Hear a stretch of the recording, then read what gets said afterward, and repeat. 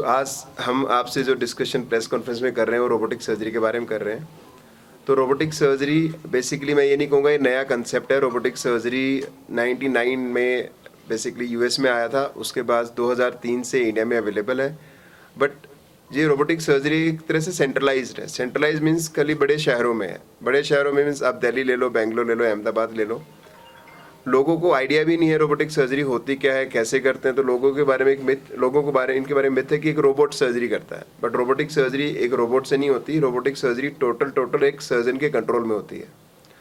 सो robotic surgery technology हम जो कहते हैं AI based means artificial intelligence based surgery है, जिसमें जैसे हम लेप्रोस्कोपिक सर्जरी करते हैं पेशेंट पे खड़े होके, वहाँ हम एक रोबोटिक कार्ट होता है जो रोबोट के इंस्ट्रूमेंट वहाँ आ जाता होते हैं, प्लस सर्जन कहीं दूर बैठ के पास में ही उसी ऑपरेशन थिएटर में उस रोबोट को टोटली फुल्ली 100% कंट्रोल करते हैं।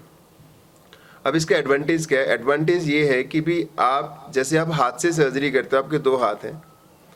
लेप्रोस्कोपिक सर्जरी करते हो आप 2 हाथ से करते हो। बट आप रोबोटिक सर्जरी करते हो तो रोबोट की 4 आर्म्स हैं, जो चारों की चारों आर्म्स सर्जन के कंट्रोल में है। तो आप हाथ और पैर और दोनों से रोबोटिक आर्म्स कंट्रोल करके आप पूरा का पूरा कंट्रोल रखते हो। जो कैमरा हमें दिखाता है कि हम सर्जरी कहाँ कर रहे हैं, वो प्लस इंस्ट्रूमेंट सब टोटल सर्जन के कंट्रोल में। तो उससे इसकी हम कहते हैं प्रिसाइज सर्जरी मीन्स प्रिसीजन बढ़ जाता है, जिसमें कॉम्प्लिकेशन होने के चांस कम है। सेकंड पार्ट है कि ये एक 3 डायमेंशनल टेक्नोलॉजी है। पहली टेक्नोलॉजी आती है जिसमें 3D देख सकते हो आप। 3D देखने से फायदा होता है कि आप स्ट्रक्चर्स को बेटर देख पाओगे। जो आपको स्ट्रक्चर्स बचानी है उनको बचाना आसान हो जाता है।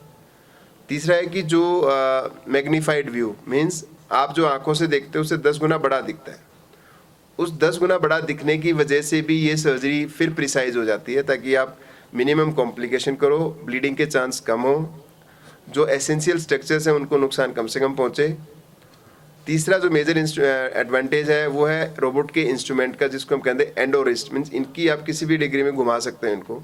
सो आप डिपर एरिया में अगर आपको जाना हो तो इन इंस्ट्रूमेंट से जाना आसान है, जिस वजह से तो सर्जन का कंट्रोल बढ़ गया। आपकी टेक्नोलॉजी बेटर है, कॉम्प्लिकेशन कम है, ब्लड लॉस नहीं है, रिकवरी फास्ट है। तो ये टेक्नोलॉजी हमें एडवांटेज देती है। अब सेकंड पार्ट आता है कि अब रोबोटिक सर्जरी है, पर रोबोटिक सर्जरी करने वाले सर्जन्स भी होने चाहिए जो इस सर्जरी को अच्छे से कर पाए। तो रोबोटिक सर्जरी की एक ट्रेनिंग मॉड्यूल होता है कि आप ट्रेनिंग के लिए आपको कम से कम एक लिमिटेड नंबर ऑफ ऑपरेशंस करने होते हैं, फिर आप ट्रेन माने जाते हो। आपको ट्रेन कर लेंगे, ट्रेनिंग डॉक्टर्स होते हैं। तो हम BL के मैक्स में मैं डॉक्टर अश्विनी, हमारी टीम में 2-3 डॉक्टर और हैं जो ट्रेनर्स हैं पूरे इंडिया में जो ट्रेन करते हैं।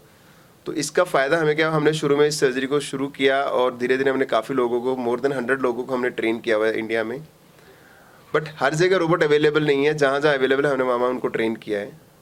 अब इस रोबोटिक सर्जरी को हम हर सिस्टम में यूज़ कर सकते हैं। हर सिस्टम मीन्स गले के कैंसर, थ्रोट का कैंसर, नेक का कैंसर, ईसोफेगस फूड पाइप का कैंसर, लंग का कैंसर, पेट के कैंसर्स, यूरोलॉजी मीन्स किडनी और ब्लैडर के कैंसर और गायनी के कैंसर्स। सो इन सारी चीज़ों में इसको एप्लीकेशन है। बट आपको ये चूज करना है कि कहाँ आप पेशेंट को एडवांटेज दोगे। जब भी आप कैंसर सर्जरी की बात करते हो तो आपके 3 एम है किसी भी सर्जन के। एक, क्योर रेट, कि आप उस पेशेंट को क्योर करो। तो क्योर आप ओपन सर्जरी करो या लेप्रोस्कोपिक सर्जरी करो या रोबोटिक करो, तो क्योर रेट लगभग सेम रहते हैं। बट रोबोटिक सर्जरी एक एडवांटेज देती है कि आप सर्जरी और अच्छे से कर पाते हो, तो आप क्योर रेट बढ़ा सकते हो। सेकंड मकसद होता है कि भी आप कॉम्प्लिकेशन अगर कम कर दोगे तो आपको फंक्शंस बेटर रहते हैं। फंक्शंस मीन्स लाइक मैं गले के कैंसर की सर्जरी की बात करता हूँ, बोलना, खाना और पीना ऐसी चीज़ें होती हैं। तो ये फंक्शंस हमेशा रोबोटिक सर्जरी में बेटर रहते हैं। तो इसको हम फंक्शनल आउटकम कहते हैं। तो उसमें एडवांटेज है रोबोटिक सर्जरी का। तीसरा है कॉस्मेटिकली मीन्स आपको कहीं खाली आप क्योंकि रोबोट के इंस्ट्रूमेंट डाल रहे हो उतना ही आपका एक इंसिजन आता है 8 mm का। तो जब ये चीज़ें नहीं आती तो आपको पता नहीं लगता आपने सर्जरी भी कराई या नहीं कराई। तो साइकोलॉजिकल पेशेंट बहुत अच्छा फील करते हैं। तो जो फंक्शनल आउटकम की मैं बात कर रहा हूँ, हर सर्जरी के डिफरेंट है। गले की सर्जरी के फंक्शन अलग, थोरेक्स के अलग, पेट के अलग, गायनी सर्जरी के अलग। तो फंक्शनली ये माना गया है कि robotic surgery out of this old technique is best. अब जो मैं आपसे बात करूँ कि ट्रेंड सर्जन होने ज़रूरी हैं।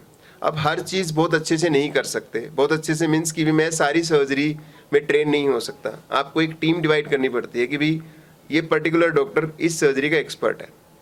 तो हमारे जो BL के मैक्स में कैंसर सर्जरी की टीम है उसमें हम कम से कम 15 से 20 डॉक्टर हैं। Everybody is train in one field.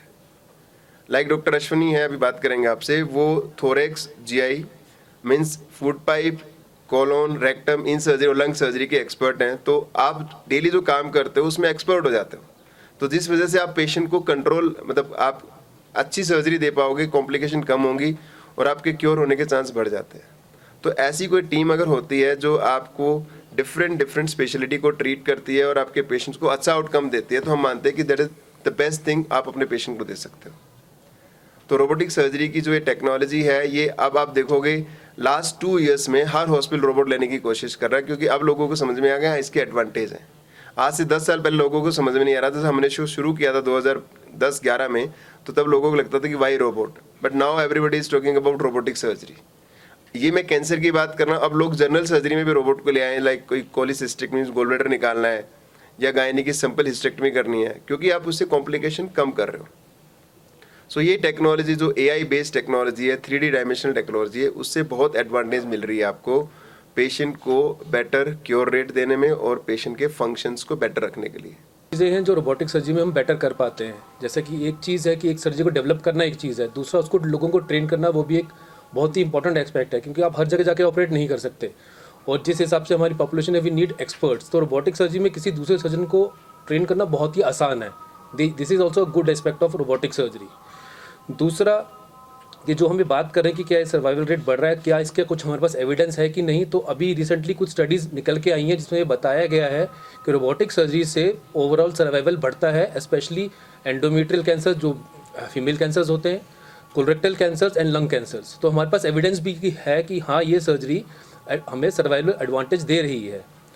तो जैसा कि डॉक्टर साहब ने बताया कि मैं फूड पाइप कैंसर्स में स्पेशलिस्ट हूँ, सो अभी हमारे पास गुलाम हसन जी हमारे साथ हैं, वो भी आपसे बात करेंगे।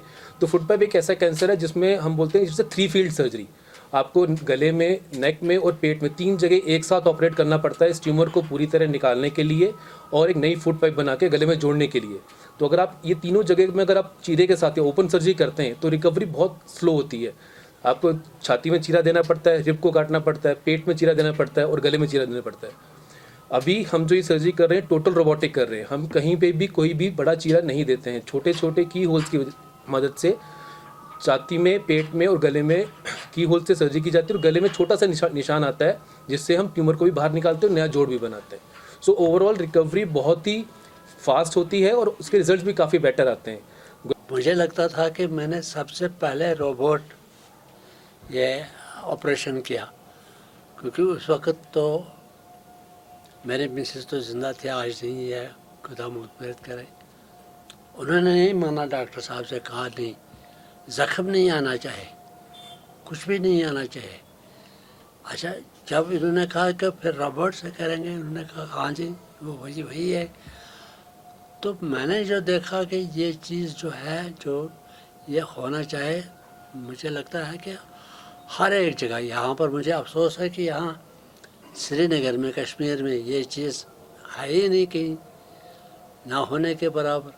और मुझे कुछ पता ही नहीं चला जब इन्होंने ऑपरेशन किया, मुझे ऑपरेशन थिएटर से निकाला तो मुझे पता ही नहीं था। मैं ये समझता था कि शायद इन्होंने किया ही नहीं, ऐसा लगा मुझे।